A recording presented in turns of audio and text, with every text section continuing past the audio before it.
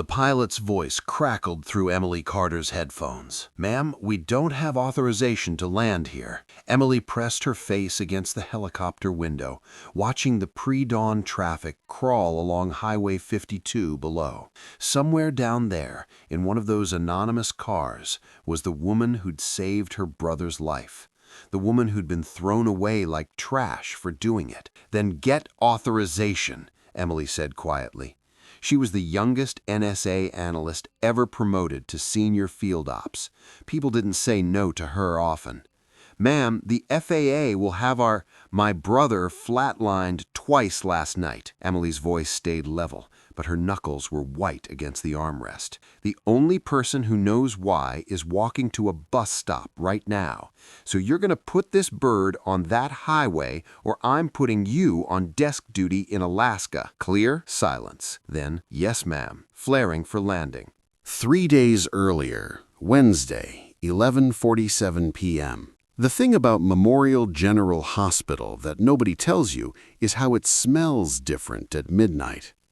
During the day, it's antiseptic and cafeteria food, but after the lights dim and the family visitors leave, you catch these other smells: the copper tang of emergency surgeries, the sweet rot of infections hidden under bandages, the particular staleness of fear sweat from people who know they won't see morning. Sarah Mitchell had worked this graveyard shift for 8 years. She knew all the smells. She also knew when something was wrong. The patient in Bay 7 wasn't supposed to be there. The ER had been slammed all night, a multi-car pileup on the interstate, a kitchen fire at the downtown shelter, the usual parade of overdoses and domestic violence cases. Bay 7 was supposed to be empty, reserved for the overflow that never came. But there was someone there now. Sarah grabbed the intake chart from the slot outside the curtain. The handwriting was barely legible, clearly rushed. Male, approx 30 to 35, unconscious, possible OD, no ID. Brought in by cab driver who said patient flagged him down on 14th Street, passed out in back seat. Vitals unstable. Assigned to Bay 7 pending evaluation. Classic John Doe scenario. They got a few every month. Homeless guys, undocumented workers, people running from something. The hospital would stabilize them, social services would try to place them, and they'd usually vanish before the paperwork was finished. Sarah pulled back the curtain. The man wasn't homeless. She'd seen enough street patients to know the signs, the particular grayness of skin that never sees sunlight, the dental rot from years of malnutrition, the muscle wasting from inconsistent meals. This man had none of that. His body was a roadmap of violence, yes, a puckered scar across his collarbone that looked like a knife wound, burn marks on his forearm in a pattern too deliberate to be accidental. What appeared to be old bullet grazing along his rib cage. But his muscle tone was exceptional. His hands, though calloused, showed the careful scarring of someone who worked with precision tools, not random labor. And his boots. Sarah always noticed shoes. These were expensive tactical boots, the kind that cost $400 and were sold exclusively to military contractors. The man's eyes snapped open. Sarah jerked back, her hand instinctively going to the panic button on her belt. "Where?" The man's voice was gravel and rust. His eyes, ice blue and unnervingly focused, swept the room with the methodical precision of a security camera. "Latitude?" "You're at Memorial General Hospital," Sarah said, keeping her voice calm and professional. "You were brought in unconscious. Can you tell me your name?" "Latitude," the man repeated, trying to sit up. "I need—" He gasped, his hand flying to his side. Sarah saw the blood then, seeping through his shirt. Fresh blood. "Sir, you're injured. I need you to lie back down." She moved quickly, grabbing gloves from the dispenser. "I'm going to lift your shirt and check your wound, okay?" The man didn't respond. His eyes had gone glassy, unfocused. He was mumbling something under his breath. Numbers, coordinates maybe. 42.7. North. -73. Sarah carefully peeled back his shirt. What she saw made her breath catch. The wound wasn't ragged or accidental. It was surgical. Someone had opened him up with professional precision, removed something, based on the cavity size, probably a tracking device or communication implant, and stitched him back up with battlefield sutures. But the wound was infected, badly. The skin around it was angry red, with dark streaks radiating outward that suggested sepsis was already setting in. This wasn't a random street patient. This was someone who'd been operated on in a non-sterile environment, probably against his will, and recently. "I need you to stay with me," Sarah said, setting up an IV line. "I'm going to get you some fluids and antibiotics. You're going to be okay." The man's hand shot out, gripping her wrist with surprising strength.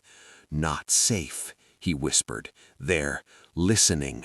Always listening." "Nobody's listening. You're safe here." "Nowhere safe."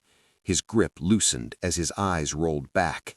Tell them crosswind protocol. Compromised." He went limp. Sarah checked his pulse. Still there, but thready. She hit the call button. "I need Dr. Reeves in Bay 7. Stat. Possible sepsis, surgical wound, patient's crashing." The response came immediately. "Dr. Reeves is in surgery. Dr. Hammond will respond." Sarah's stomach dropped. Dr. Marcus Hammond was the new chief of emergency medicine, brought in 3 months ago from some private practice in Connecticut. He was everything wrong with modern healthcare, a man who saw patients as billing codes and beds as profit margins. He'd already implemented a new policy requiring pre-authorization for non-essential antibiotics, which had led to 2 preventable deaths in his first month. The nurses called him Dr. Dollar Signs behind his back. Hammond arrived 6 minutes later, his designer shoes clicking against the linoleum. He didn't even glance at the patient before pulling up the chart on his tablet. No insurance information, no identification, no next of kin. He said it like he was reading a grocery list. "Mitchell, why is he in Bay 7? This bed is reserved for priority cases." "He has sepsis," Sarah said flatly. "That makes him priority.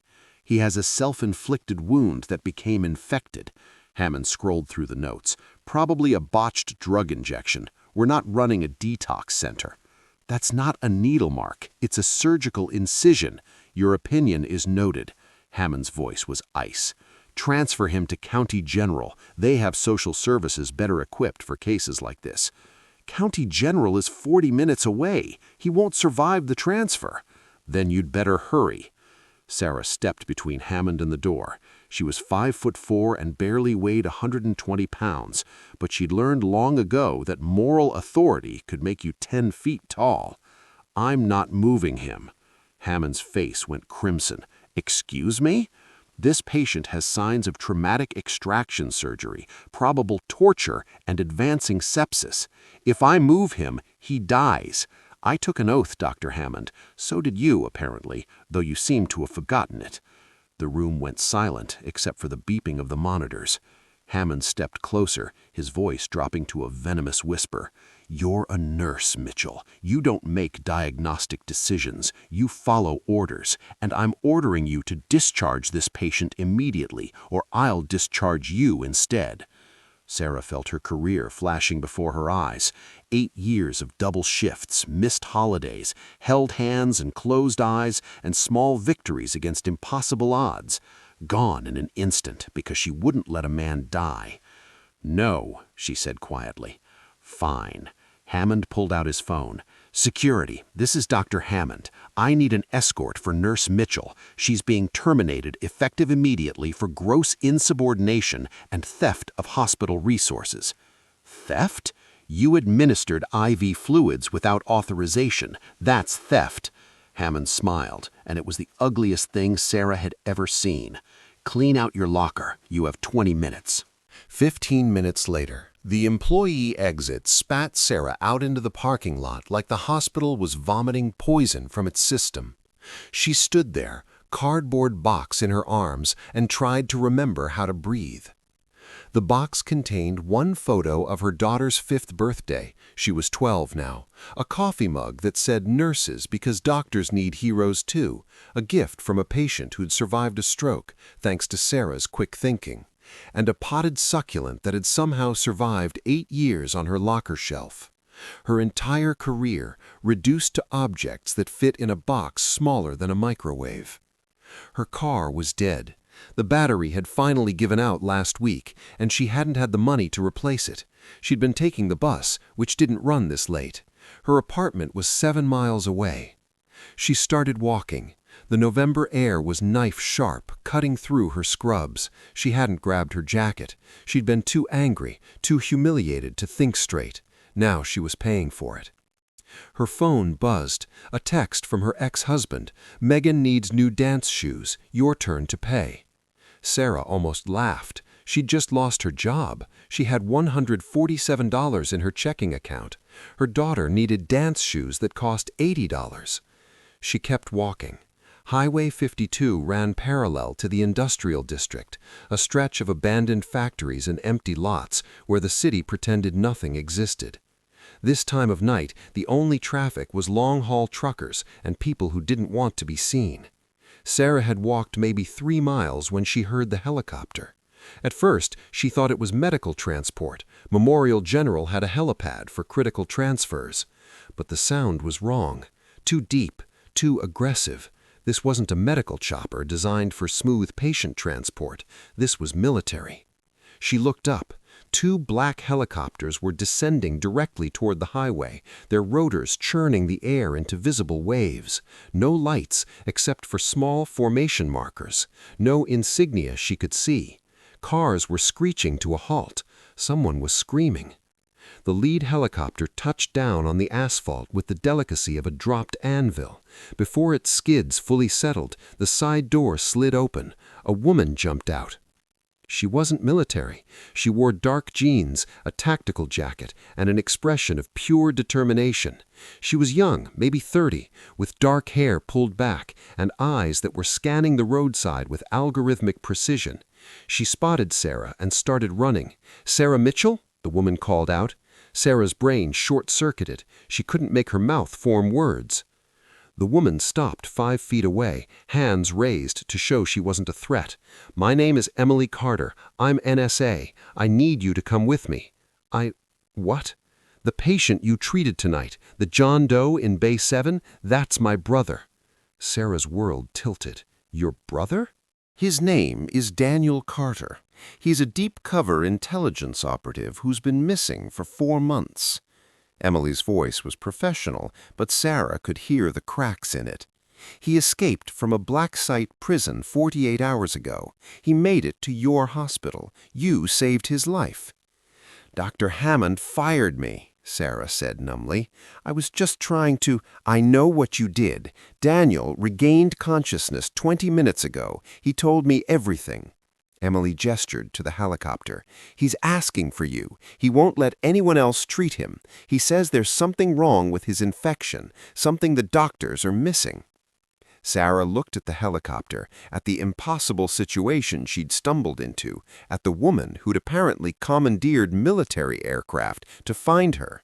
"He's right," Sarah said slowly. "That infection pattern doesn't match standard post-surgical sepsis. The streaking is wrong. It's more consistent with a chemically induced immune response, like his body is fighting off a foreign substance that was deliberately introduced." Emily's eyes went wide. "Can you save him?" "I don't know, but I can try." "Then let's go." Sarah climbed into the helicopter, and as they lifted off, banking hard back toward Memorial General, she looked down at the highway where she'd been walking. Her cardboard box was still there, abandoned on the shoulder. She didn't think she'd be needing it anymore. The helicopter didn't land on the Memorial General helipad. It landed on the roof access normally reserved for maintenance crews, a violation of approximately 17 different FAA regulations that Emily Carter apparently didn't care about. 4 people jumped out behind Emily and Sarah. 2 hard-looking men in civilian clothes with the unmistakable bearing of special operations, a woman in Army Medical Corps uniform, and someone Sarah didn't recognize at first, a man in an expensive suit who moved like he owned the building. She recognized him when they got inside. Federal Marshal James Lau. She'd seen him on the news during a high-profile corruption case last year. "We have a problem," Emily said as they descended the stairs to the ICU level. "Daniel told me something before he started crashing again. Dr. Hammond didn't fire you because of hospital policy." "Then why?" "Because someone paid him to kill Daniel." Sarah stopped walking. "What?" "Daniel was investigating a network of medical professionals selling patient information to foreign intelligence services, black market organ trafficking, experimental drug testing on vulnerable populations, the whole nightmare. Hammond is part of it." Emily's jaw was tight. "When Daniel showed up at this hospital, Hammond got a notification. He tried to discharge him to cut off treatment. When you interfered, Hammond had to change tactics." "He fired me to get me out of the way," Sarah breathed. "Exactly. And now he's had access to Daniel for 20 minutes unsupervised." They ran. Bay 7 was empty. The bed was stripped. The IV stand was gone. The monitors were dark. It was like Daniel Carter had never existed. "Where is he?" Emily's voice was deadly calm, which somehow made it more terrifying. Sarah grabbed the intake computer, pulling up the patient database. According to this, John Doe Bay 7 was discharged 15 minutes ago, signed out by Dr. Hammond personally. Discharged where? Sarah's hands were shaking as she scrolled through the notes. There's no transfer location, no discharge instructions, no follow-up care scheduled. He just deleted him from the system. Marshal Lau was already on his phone. "I need all exits to Memorial General Hospital locked down immediately. Nobody leaves without federal authorization. And someone find me Dr. Marcus Hammond, now." The answer came 60 seconds later from a security guard. "Dr. Hammond left through the parking garage 11 minutes ago. Security footage shows him loading someone into his personal vehicle, a black Mercedes S-Class." Emily's face went white. "He took Daniel!" "We'll find him," Lau said. "I've got units tracking Hammond's vehicle now. He can't have gotten far." But Sarah was thinking about something else. Something Dr. Hammond had said during their confrontation. "You'd better hurry." At the time, she'd thought he meant hurry to transfer the patient. But what if he'd meant something else? What if he'd been expecting backup? "The infection," Sarah said suddenly. "I need to check something." She pulled up Daniel's blood work results from the sample she'd drawn before Hammond arrived. The numbers confirmed her earlier suspicion. The white blood cell response was wrong. But there was something else, buried in the supplementary data. "This isn't sepsis," Sarah said, "or at least not just sepsis. Look at the lymphocyte markers. They're responding to a specific synthetic compound. Someone injected him with a time-delayed neurotoxin." "Neurotoxin?" Emily looked like she might be sick. "How long does he have?" Sarah did the math in her head based on the progression rate. The toxin was designed to mimic sepsis symptoms while slowly shutting down the nervous system. Based on these markers, maybe 18 hours before it reaches his brainstem. After that, nothing can save him. Then we have 18 hours to find him. 6 hours later, Thursday, 6:43 a.m. They found Hammond's Mercedes abandoned in a storage facility parking lot 40 miles outside the city. The trunk was open. There was blood on the ground. But no Dr. Hammond, no Daniel Carter. They switched vehicles, one of Leo's agents reported. Security footage shows a white panel van arriving at the facility at 1:17 a.m. 2 individuals transferred someone from the Mercedes to the van. The license plate was cloned, registered to a plumbing company that's been out of business for 3 years. Emily punched the side of the Mercedes hard enough to dent it. "We're chasing ghosts." Sarah was examining the blood on the ground. It was still tacky, not fully dried. She'd seen enough blood in her career to estimate volume. "This is about 200 milliliters, enough to be concerning, not enough to be immediately fatal. Daniel's still alive." "But for how long?" Emily's voice cracked. "That neurotoxin?" 12 hours left, maybe less," Sarah said quietly. "His body's already weakened from the initial surgery and the infection. The toxin's accelerating." Marshal Leo's phone rang. He answered, listened, and his expression went dark. "We have a location. One of Hammond's colleagues just came forward, a surgical nurse who says Hammond's been using an abandoned clinic about 60 miles north of here for private procedures, off-the-book surgeries for patients who can't go to regular hospitals, or for prisoners you need to keep hidden," Emily said grimly. They moved. The abandoned clinic, 9:20 a.m. The building had been a rural health clinic once, back when the county had money for things like rural health care. Now it was a skeleton. Windows boarded up, parking lot cracked and overgrown, the sign out front faded to illegibility. But there were fresh tire tracks in the dirt. Lau's team went in first, moving with the practiced efficiency of people who'd done this 1,000 times. Sarah and Emily waited outside with 2 agents, listening to the radio chatter. "Ground floor clear. Upper offices clear. Basement, contact, contact. 2 armed hostiles in the surgical suite." Gunfire. Short, controlled bursts. Then silence. "Hostiles down. We have a civilian. Repeat, we have a civilian in critical condition. Medical personnel needed immediately." Sarah was running before anyone could stop her. The basement surgical suite was a horror show. Old equipment, some of it jury-rigged with parts that looked like they'd been salvaged from a junkyard, dried blood on the floors and walls, the smell of decay and chemicals. Dr. Hammond was on the floor, unconscious, with a gunshot wound to the shoulder. One of Lau's agents was zip-tying his hands. And on the surgical table, barely conscious, was Daniel Carter. He looked worse than he had at the hospital. The wound in his side was open, actively bleeding. His skin had a grayish pallor that Sarah recognized as late-stage toxin exposure. His breathing was shallow and rapid. But he was alive. "Sarah," Daniel whispered when he saw her. "You came." "Of course I came, you idiot." Sarah was already setting up an IV line, working from the medical supplies the team had brought. "What kind of nurse would I be if I let you die after all this trouble?" "The smart kind," Daniel tried to smile. It came out more like a grimace. "Hammond, he was going to harvest organs, sell to highest bidder." "Don't talk. Save your energy." Sarah was assessing the damage. The neurotoxin had progressed faster than she'd calculated. His neural responses were already compromised. His left pupil was slightly dilated, his reflexes delayed. They were running out of time. Emily appeared at Sarah's shoulder. "What do you need?"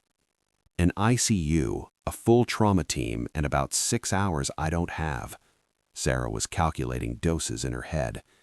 "The antidote for this type of neurotoxin is a synthetic compound that has to be administered in precisely calibrated doses based on body weight, toxin concentration, and metabolic rate. Too little and it won't work. Too much and it stops his heart." "Can you do it?" Sarah looked at the dying man on the table, at the sister who'd moved heaven and earth to find him, at the makeshift clinic that was definitely not equipped for what she needed to do. "I can try." The next 4 hours. Later, Sarah wouldn't remember most of it. She remembered Emily on the phone, somehow pulling strings to get a medical helicopter to their location with the necessary drugs. She remembered one of Lau's agents, the one who turned out to be a former army medic, helping her stabilize Daniel's vitals enough to buy them time. She remembered the excruciating wait for the helicopter, watching Daniel's pupils, checking his reflexes every 60 seconds, watching the neurotoxin shut down his body system by system. She remembered the moment his heart stopped. The crash cart they'd brought had limited capabilities. Sarah did chest compressions until her arms screamed, until the former medic had to physically pull her away so he could take over. She remembered Emily's face, blank and frozen, watching her brother die.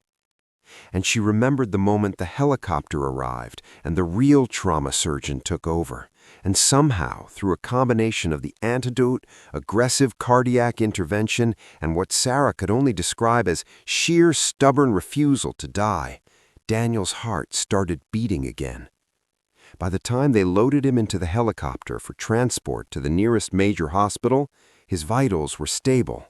Not good, but stable. "You saved him," Emily said to Sarah as they stood in the abandoned clinic parking lot, watching the helicopter disappear into the afternoon sky. "Twice." Sarah sat down on the cracked pavement, suddenly exhausted beyond words. "I'm a nurse. It's what we do." "Most nurses don't lose their jobs over it."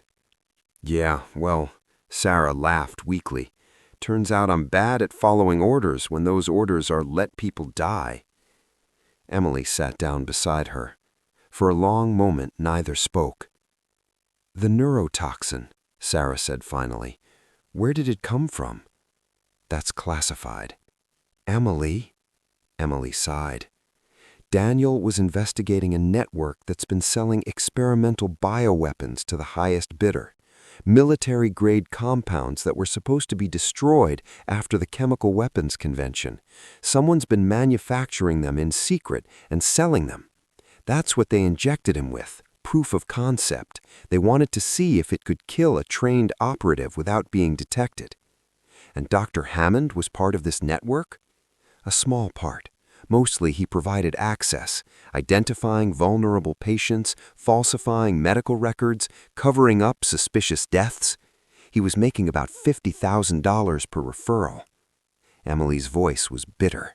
He sold out his oath for a luxury car payment.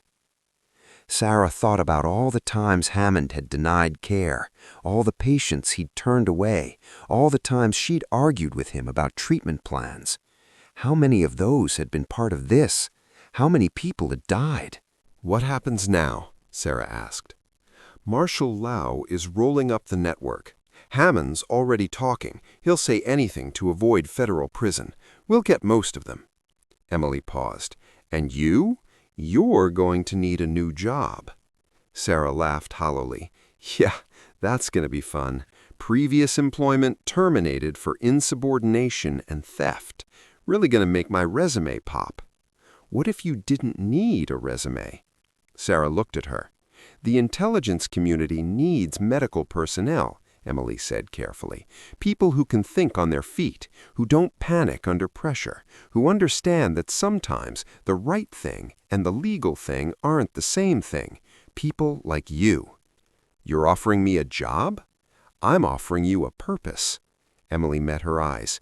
"What you did for Daniel, refusing to let him become just another lost patient, risking everything to do what was right, that's exactly the kind of person we need. People who won't look away when it's easier to look away." Sarah thought about Memorial General, about Dr. Hammond's smile when he fired her, about all the patients she'd never be able to help now. Then she thought about Daniel Carter, alive because she'd refused to follow orders. What would I be doing, exactly? Medical support for deep cover operatives, people who can't just walk into a hospital when they're injured. You'd have full authority to make treatment decisions, real resources, and backup when you need it. Emily smiled slightly. Plus, the pay is substantially better than a staff nurse salary. "I have a daughter," Sarah said. "Megan, she's 12. I can't just disappear on her." "We're not asking you to. This isn't field work. You'd be based stateside, with a cover job that lets you live a normal life most of the time. When you're needed, you'd be activated, but you'd still be her mom first." Sarah looked up at the sky where the helicopter had vanished. "Okay," she said quietly. "I'm in." Epilogue. 2 weeks later. The news broke on a Thursday. Former Memorial General Hospital Chief of Emergency Medicine Dr. Marcus Hammond was sentenced today to 25 years in federal prison for his role in an international medical fraud and bioweapons trafficking scheme. Prosecutors say Hammond used his position to identify and exploit vulnerable patients, some of whom died as a result of his actions. Sarah watched the report on the small TV in her new apartment. Megan was at school. The movers had just left. Her daughter thought they'd moved because Sarah got a new job at a medical consulting firm, which was technically true if you considered intelligence operatives to be clients requiring consultation. Her phone buzzed. A text from Emily. "Daniel's awake, asking for you." Sarah smiled. She grabbed her jacket and headed for the door. She didn't miss Memorial General. She didn't miss Dr. Hammond or the politics or the constant battles over basic human decency.